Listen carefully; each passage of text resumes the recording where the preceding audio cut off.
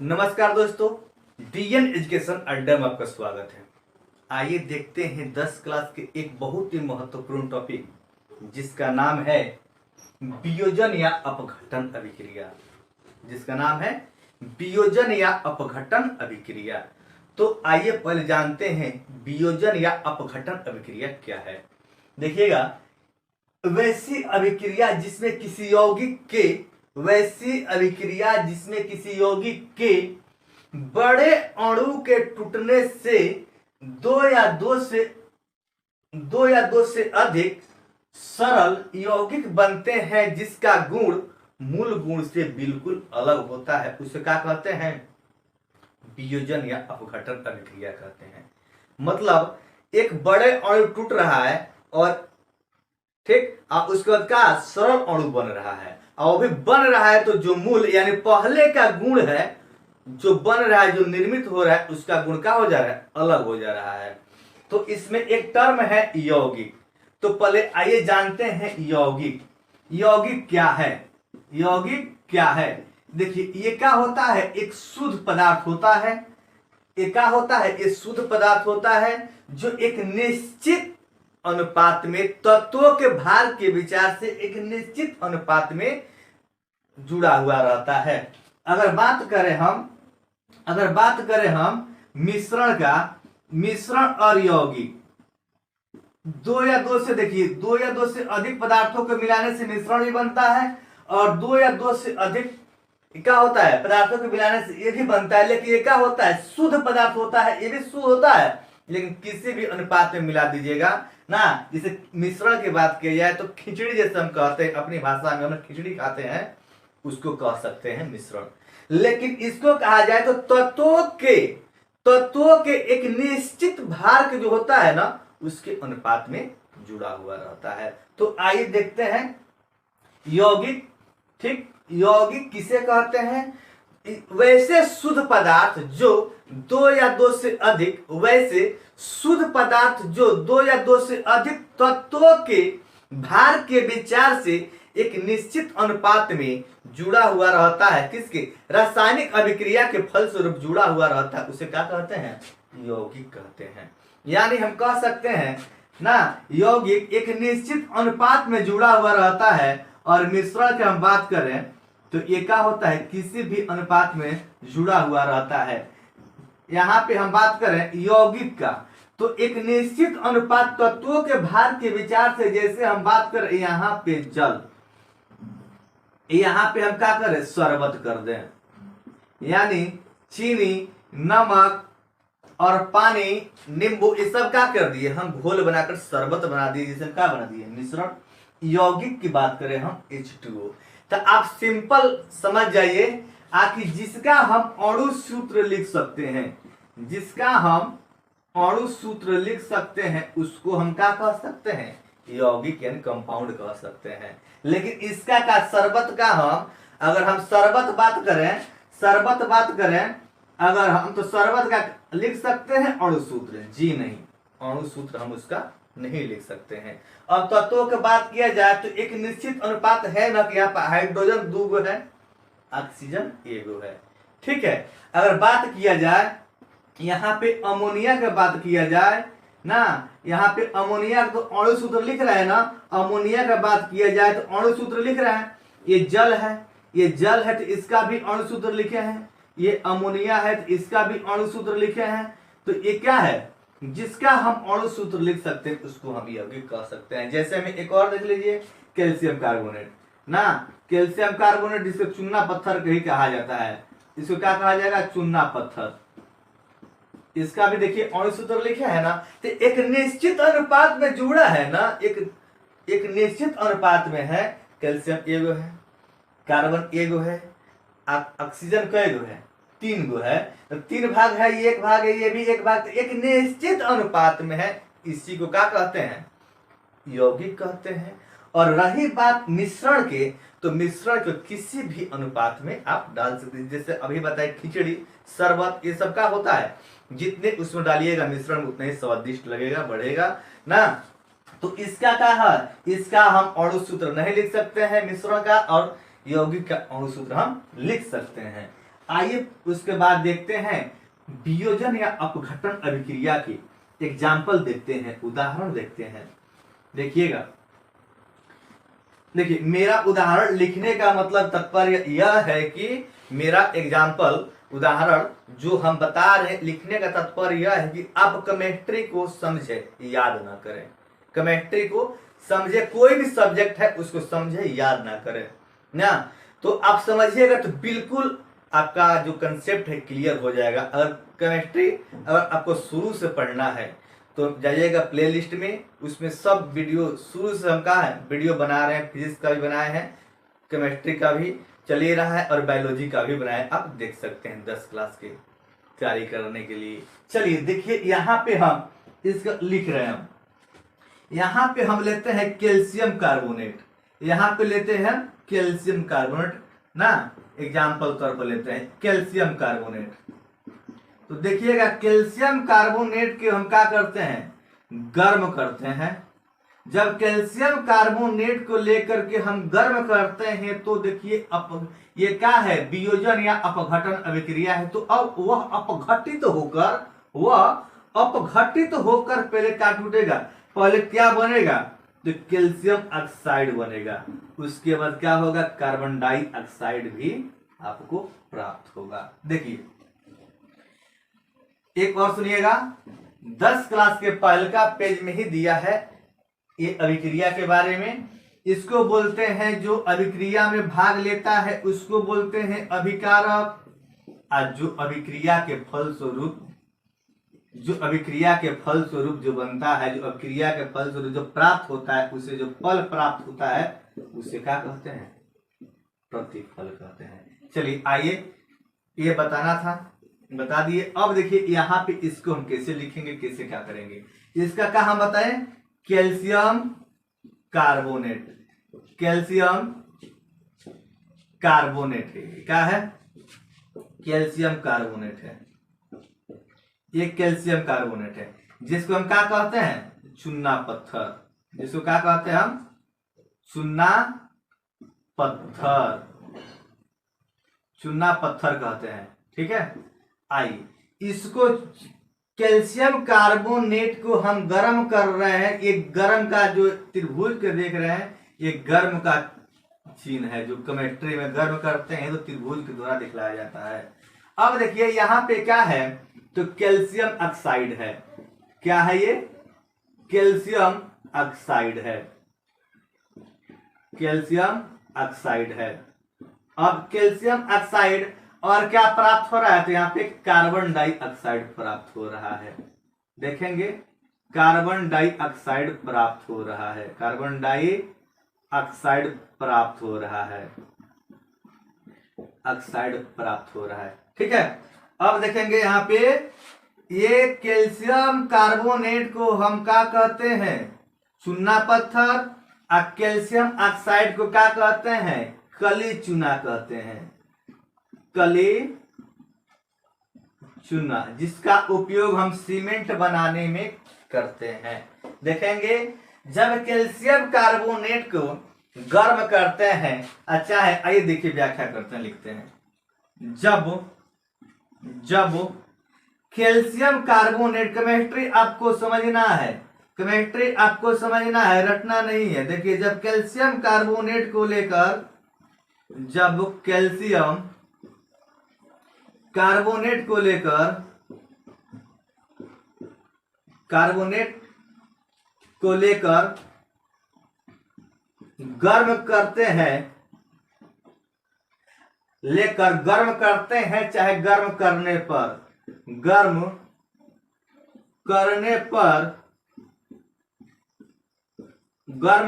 पर क्या, इसको हम गर्म कर रहे हैं। देखिए इसको लेकर ले लिए हैं, अब क्या है, तो हम गर्म कर रहे हैं, तो वह अपघटित, क्योंकि अपघटन अभिक्रिया है, तो वह अपघटित मतलब क्या हो रहा है, अलग होना। अपघटित का मतलब क्या होता है, अलग होना। तो अपघटित करने पर वह अपघटित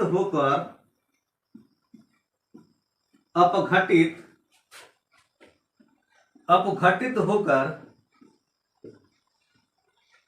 किसका, अपघटित होकर कैल्शियम ऑक्साइड कैल्शियम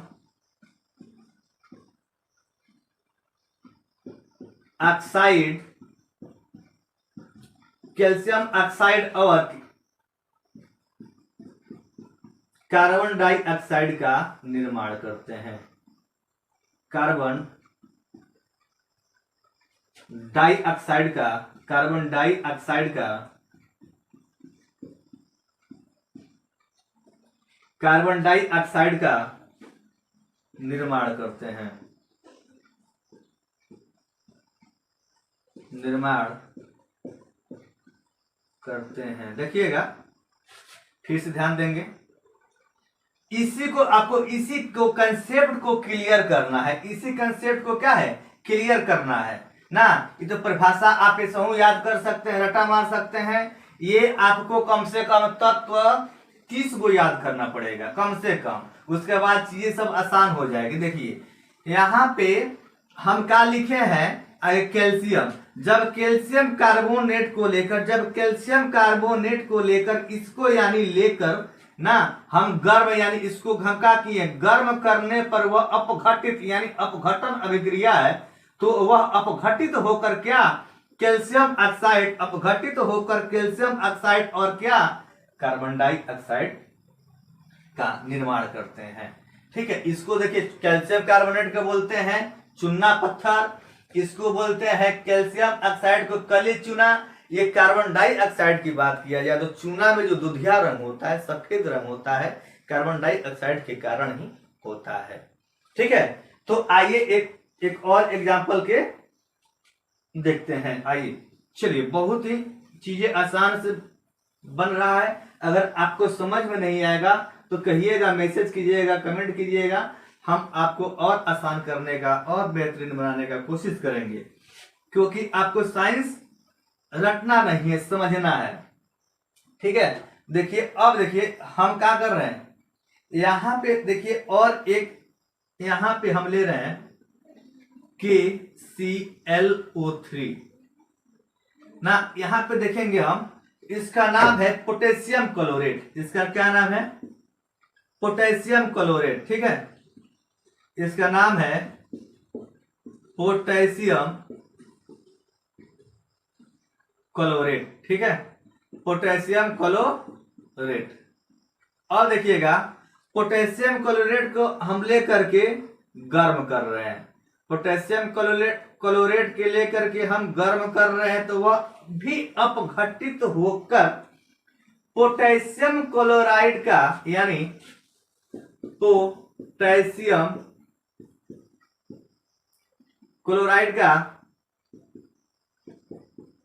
क्लोराइड और साथ ही में क्या, तो यहां पे देखेंगे कि ऑक्सीजन का भी निर्माण होगा। तो ऑक्सीजन जब भी निकलेगा गैस, तो क्या होगा, इसमें से बाहर की ओर निकलेगा। यानी देखेंगे, पहले आइए देखते हैं कि ये रासायनिक अभिक्रिया संतुलित है क्या। तो देख रहे हैं कि संतुलित नहीं है। क्यों नहीं है, क्योंकि देखेंगे यहां पे देखिए के एगो है, ठीक है, क्लोरीन एगो है, ठीक है, लेकिन ऑक्सीजन यहाँ पे कै गो है, 3 गो। यहाँ पे ऑक्सीजन कै गो हो गया, 2 ही गो हुआ है। तो इसके पहले हम गुणक क्या लिखते हैं, 3 लिखते हैं। तो 3 लिख दिए तो ऑक्सीजन कितना बन गया, यहाँ पे 6 गो। देखिए चला, यहाँ पे देखना है, ध्यान देना है। यहाँ पर बाबू यहाँ पे गुणा करते हैं, समझना चला, देखना यहाँ पे गुणा करते हैं, न कि प्लस करते हैं। यहाँ पे जो है ना बाबू, यहाँ पे गुणा करते हैं। देखिए अगर यहाँ पे हम 5 लिख दिए, अजैव तत्व लिख दिए हम ना, बीच में अगर प्लस माइनस नहीं रहता है तो समझिएगा सबका 5 गो नाइट्रोजन है, 5 गो कैल्शियम है, 5 गो सोडियम है, 5 गो मैग्नीशियम है। लेकिन चला देखना ध्यान देकर के, अगर इसके निचुआ में 3 लिखे, इसके निचुआ में 2 लिखे, इसके निचुआ में 8 लिखे, तो जोड़ना नहीं है बाबू, जोड़ना नहीं है, आपको गुणा कर दे। नाइट्रोजन का हो चला, नाइट्रोजन हो गया 10 गो, 5 गुना के 10। अब कैल्शियम का हो चला तो 5 तिहाई 15। यहाँ पर देखना है सोडियम का हो चला, तो सोडियम देखना, सोडियम यहाँ पे 5 गुना के 10। यहाँ मैग्नीशियम देखना है वो, मैग्नीशियम क्या होगा 5 और 8 40। तो इसको समझना है, रटना नहीं है। देखिए समझ में आ रहा है ना, चीजें एकदम समझ में आ रहा है, बिल्कुल आसानी इजी कंसेप्ट के साथ क्लियर हो रहा है। देखेंगे आगे आइए। अब देखिए यहाँ पे पोटेशियम क्लोरेट को देखेंगे यहाँ पे, तो यहाँ पे ऑक्सीजन क्या हो गया है 6 गो हुआ है। तो अब देखिएगा यहाँ भी ऑक्सीजन हमको क्या करना पड़ेगा 6 करना पड़ेगा। तो हम क्या करें, इसके पहले गुणक लिख कितना लिख दिए 2 लिख दिए हम। तो अब देखिएगा अब यहाँ पे हम गुणक जब लिख दिए हैं तो यहाँ भी क्या बन गया 2 गो यहाँ पोटेशियम हो गया, 2 गो क्लोरीन हो गया, अधिका हो गया। तो हम क्या कर रहे हैं यहाँ भी 2 हम गुणक लिख देंगे। तो यानी हिसाब किताब हमारा क्या हो जाएगा बराबर हो जाएगा। बराबर कहने का मतलब जो अभिक्रिया यहाँ पे उपस्थित है वह क्या हो जाएगा संतुलित हो जाएगा। 2 गो पोटेशियम 2 गो पोटेशियम 2 गो क्लोरीन 2 गो क्लोरीन, यहाँ पे 2 3 6 गुणा होगा, 6 का हो गया ऑक्सीजन। तो यहाँ पे 6 गो ऑक्सीजन। आगे देखिए आगे लिखते हैं। जब पोटेशियम क्लोरेट जब पोटेशियम क्लोरेट जब पोटेशियम क्लोरेट क्या कर रहे हैं गर्म कर रहे हैं बाबू। यहाँ पे क्या कर रहे हैं चला गर्म कर रहे हैं। पोटेशियम क्लोरेट को गर्म करते हैं, क्या करने पर ना करते हैं तो क्या प्राप्त हो रहा है। जब पोटेशियम क्लोराइड के गर्म करते हैं तब क्या प्राप्त होता है पोटेशियम क्लोराइड प्राप्त होता है। पोटेशियम क्लोराइड क्या होता है प्राप्त होता है तथा साथ ही साथ प्राप्त होता है तथा साथ ही साथ लिख सकते हैं। अच्छा ये भी लिख सकते हैं कि इस अभिक्रिया के दौरान कौन सा गैस का, तो ये क्या है बाबू ऑक्सीजन। ये क्या है ऑक्सीजन।